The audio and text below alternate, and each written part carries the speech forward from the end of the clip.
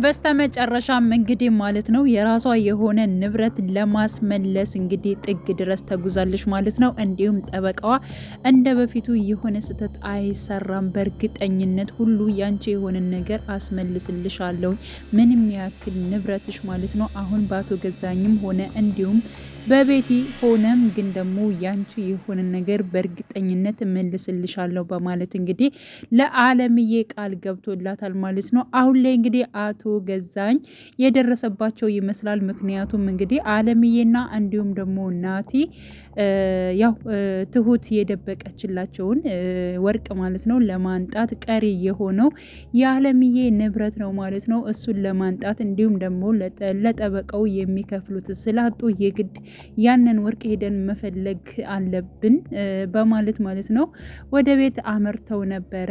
ማንም ሳይሰማ እንግዲህ ያው እናትና ልጅ ተያይዘው ወደ ቤታቸው ሄደው ነበረ ማለት ነው። ግን ደግሞ በስተመጨረሻም ወርቁንም አግኝተዋለች አለምዬ። ሲቀጥል ደግሞ አቶ ገዛኝ በር ሲያንኳኳ ነበረ ማለት ነው። በእርግጠኝነት ግን እንዴት ሊያንኳኳ ቻለ? በራሱ ቤት እንዴት ሊያንኳኳ ቻለ? አሊያም ደግሞ ቤቲ ተመልሳ ሊሆን ይችላል። ምክንያቱም ቤቱ ራሱ በቤቲ ስም ስላለ ማለት ነው። ስለዚህ አሁን ላይ የደረሰባቸው ማን ሊሆን ይችላል? አቶ ገዛኝ ወይንስ ደግሞ ቤቲ? ቢደርሱስ ምን ሊፈጠር ይችላሉ?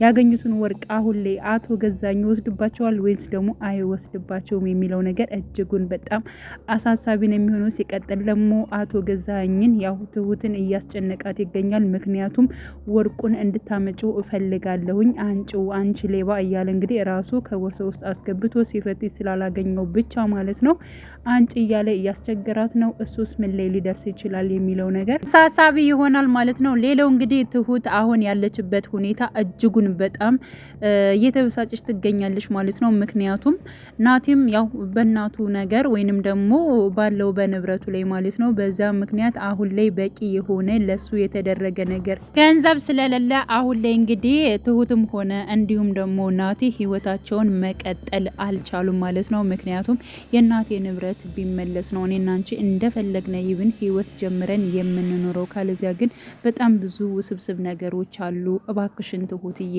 ትንሽ ታገሽኝ በማለት እንግዲህ ናቲ ደግሞ ደጋግሞ ትሁትን እየነገራት ይገኛል። ትሁትም አንተን መጠበቅ በጣም እንደ ሰማይ እርቆኛል እያለችው ትገኛለች። ምክንያቱም አሁን ምንም ያክል ማለት ነው አባባ ቤት ብትሆንም ግን ደግሞ ያው አለምዬ የምታሳያት ፊት በጣም ጥሩ አይደለም። በባለፈው ፓርት እንዳያችሁት መጨረሻው አካባቢ ይብን ራሱ ትሁት በተኛችበት ሌሊት ነው አለምዬ ወደ ክላሷ የገባችው ማለት ነው። ወደ እሷ ክላስ የገባችው እንግዲህ ልትፈትሻት ነበር። ምክንያቱም ወርቁን አገኘዋለሁ ወይንስ ደግሞ አላገኘውም የሚለው ነገር ማለት ነው። ወርቅ እዛ መታለች ወይንም ደግሞ የአቶ ገዛኝ ጋር የነበረ የራስሽ ወርቅ ነው በማለት እንግዲህ አባባ ነግሯት ነበር። ከዚህ አንጻር እንግዲህ ያው ትሁት ጋር ያለውን ወርቅ ለማግኘት ስትል ትሁት በተኛችበት እንግዲህ ገብታ ነበር አለምዬ። በወቅቱ ትሁት ደንግጣ ነበር የተነሳችው እና ምን ልታደርጊ ነው የገባሽው በማለት እንግዲህ ነግራት ነበረ ማለት ነው። ብቻ ግን አለምዬ የምታደርጋቸው ነገሮች በተለይ ከትሁት ላይ ትሁት እንደዚህ የሚደረግባት ወይንም ደግሞ እንደዚህ ለጎሪጥ በአባባ ቤት የምትታይ ልጅ አልነበረችም ማለት ነው። ምክንያቱም በጣም ብዙ ነገሮችን አድርጋላታለች። እውነት ለመናገር አለምዬ አሁን ላይ እንደዚህ ቆማ እንድትሄድ ስለ ራሷ መጠየቅ ስለ ራሷ የሆነ ነገር ለማስመለስ እንደዚህ የቻለችው ራሱ ማለት ነው በነጻነት መናገር የቻለችው ራሱ በትሁት እጥረት ነው። ግን ደግሞ አሁን እንደዚህ ስትል ማለት ነው ይሄን ተደርጎልሽ እንደዚህ አድርጋ እሷ ባለውለታሽ ነች እየተባለች እንግዲህ ስትነገር ደግሞ የእሷ ባለውለታ አንዴ ከተደረገ በቃ ዝንት ዓለም እየተወራ መኖር አለበት። እኔ በውለታ መያዝ መቻል አለበት። ብቻ ግን አሁን ላይ ትሁት የምታደርጋቸው ነገር ለሷ ደስታ እየሰጧት አይደለም ማለት ነው። ምክንያቱም ናቲም ከኔ ጋር አይሆንም ጊዜውን ሁሉ የሚያሳልፈው ከትሁት ጋር ነው በማለት እንግዲህ ይብን ናቲ ማለት ነው ለትሁት በሚሰጣት ጊዜ ራሱ መቅናት ጀምራለች ማለት ነው። ሲቀጥል ደግሞ ከአባባ ጋር ያላትን ነገር አሁን ላይ ማለት ነው ቅናት ቢጤ ነው በማለት እንግዲህ አባባም ተናግሮ በጣም ነበር የሳቁት ማለት ነው። በነገራችን ላይ አባባ በጣም ሲስቁ ደስ ይላሉ ማለት ነውና አሁን ላይ ማለት ነው ያው ትሁትና አባባ እንዲሁም ደግሞ የድሮ ሚስቱ ያረፈችበት ቦታ በመሄድ ነገሮቹን ለማጣራትና እንዲሁም ደግሞ አባባ ልቡ እንዲያርፍለት ለማድረግ ያው ትሁት ያላትን እጥረት እያደረገች ትገኛለች። በዚህ መልኩ እንግዲህ ያው አለምዬ ደስተኛ አይደለችም። እንዴት የረሰውን ሀዘን እንዴት ትቀሰቅሳላችሁ? እንዴትስ እንደዚህ ታደርጋለች? ለምንድን ነው እሱ የረሳውን የግድ ካልነ እያለች የምጨቀጭቀው በማለት በሱ ምክንያት እንግዲህ ትሁትን የበለጠ ጥምድ አድርጋታለች። አንድም በዚህ ምክንያት እንደገናም ደግሞ ያው በወርቁ እንዲሁም ደግሞ ከትሁት ጋር በሚሆንበት ሰዓት ማለት ነው ናቲ ማለት ነው በሶስት ነገሮች ነው ጥምድ አድርጋ የያዘቻት ማለት ነው። ግን ደግሞ ቢሆንም ምንም ያክል ምክንያት ቢኖራትም አለምዬ በዚህን ያክል ከትሁት ላይ መቀየር መቻል የለባትም። እንዲሁም መቼ ነው ናቲ ጋር አብራችሁ የምትሆኑት? መቼ ነው ሁለታችሁ የምትጋቡ? እያለች በፊት በጣም ትመኝ ነበር እና ከጊዜ በኋላ የአለምዬ መቀየር እጅግ በጣም ይብን ራሱ ተመልካች ራሱ ማለት ነው እውነት ለመናገር በጣም እየተናደደ እየተበሳጨ ነው። አንዳንዴ ለሰዎች መልካም ነገር አድርጋችሁ ያው በመልካምነት ደግሞ አይመልሱም ማለት ነው። ከዚያም አንጻር ነው እንግዲህ ያለንበት ጊዜ እጅጉን በጣም ከባድ ነው። ሰው ስንባል ራሱ ወዳዶች ነን ማለት ነው እና አሁን ላይ ትሁት ያው ከናቲ ጋር ደስተኛ የምትሆንበትን ቢያንስ እንኳን ከናቲ ጋር ባትሆን ራሱ ባባ ጋር በምትሆንበት ሰዓት የግድ ደስተኛ መሆን ቻል ነበረባት ማለት ነው። አሁን ላይ ይብን ማለት ነው ትሁት በእርግጠኝነት ሌላ የሰው ቤት ራሱ ሳትመኝ አትቀርም ማለት ነው። ምክንያቱም ያው እንግዲህ አንደኛ ባለምዬ ምክንያት እንዲሁም ደግሞ ናቲም አንዳንድ ነገሮች አሁን ላይ እኔና አንቺ የምንጀምርባቸው ምንም አይነት ገንዘብ የለም፣ ስለዚህ የእናቴን ገንዘብ እስከሚመለስ ድረስ ባለው ነገር እንተጋገዝ በማለት እንግዲህ ትሁትንም እየነገራት ይገኛል ማለት ነው። ስለዚህ እንደዚህ ስላላት እሷም በጣም ግራ ስለተጋባች ያው አሁን ላይ ማለት ነው ያው አባባን ስታናግረው ሌላ ስራ እንደመጀመር የምትፈልገው ማለት ነው። ምክንያቱም እኔ ሳየው አሁን ላይ እንግዲህ እናቴ ነገሮችን ፈጠን እያደረገ አይደለም። አባዬ ዝም ብዬ ስራ ቦታ ብገባ ይሻለኛል፣ አባቴ ቤትም መሄድ አልፈልግም፣ በባለፈው በተፈጠረው ጊዜ እጅጉን በጣም ተቀይመውኛል በማለት እንግዲህ ለአባባ ሁሉን ነገር ስታማክረው ነበረ። ሲቀጥል ደግሞ የአባባን ነገር ያው ያን ሁሉ ነገር እንግዲህ አረሳችሁ ማለት ነው።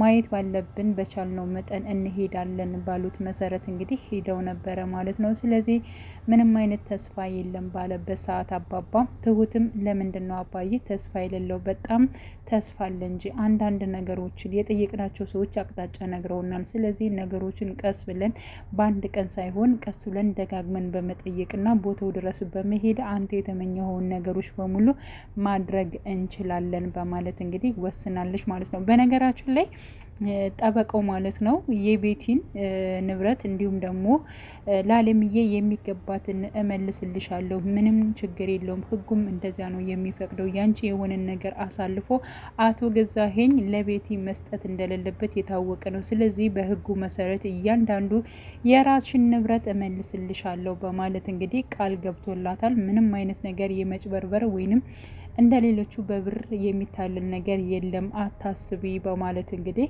ለአለምዬ ነግሯታል ማለት ነው። አለምዬ እንግዲህ በዚህ ምክንያት እጅጉን ደስ ብሏታል።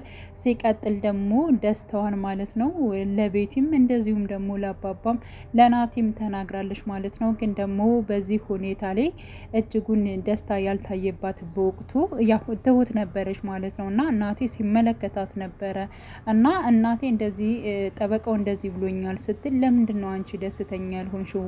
አንቺም እኮ ደስተኛ መሆን መቻል አለብሽ። ምክንያቱም የእናቴ ገንዘብ ተመለሰ ማለት ደግሞ አንቺና እኔም እንደፈለግነ ያው ህይወታችን ቀጠልነ ማለት ነው በማለት እንግዲህ እናቴም ትሁትን አናግሯት ነበረ ማለት ነው። እና አይ እኔ እንደሱ አይደለም፣ እኔ እኮ አለምዬ ንብረቷን ብታገኝና የራሷ የሆነን የለፋችበትን ያን ጊዜ ደህና በሆነችበት ሰዓት የለፋችበትን ገንዘቧን ብታገኝ እጅጉን በጣም ደስተኛ ነኝ፣ እንድታገኝም እኔ በጣም እፈልጋለሁኝ። ግን ደግሞ እኔ ቤቲ በጣም ታሳዝነኛለች። በቃ የእህቷና የእሷ ህይወት እጅጉን በጣም ያስፈራል።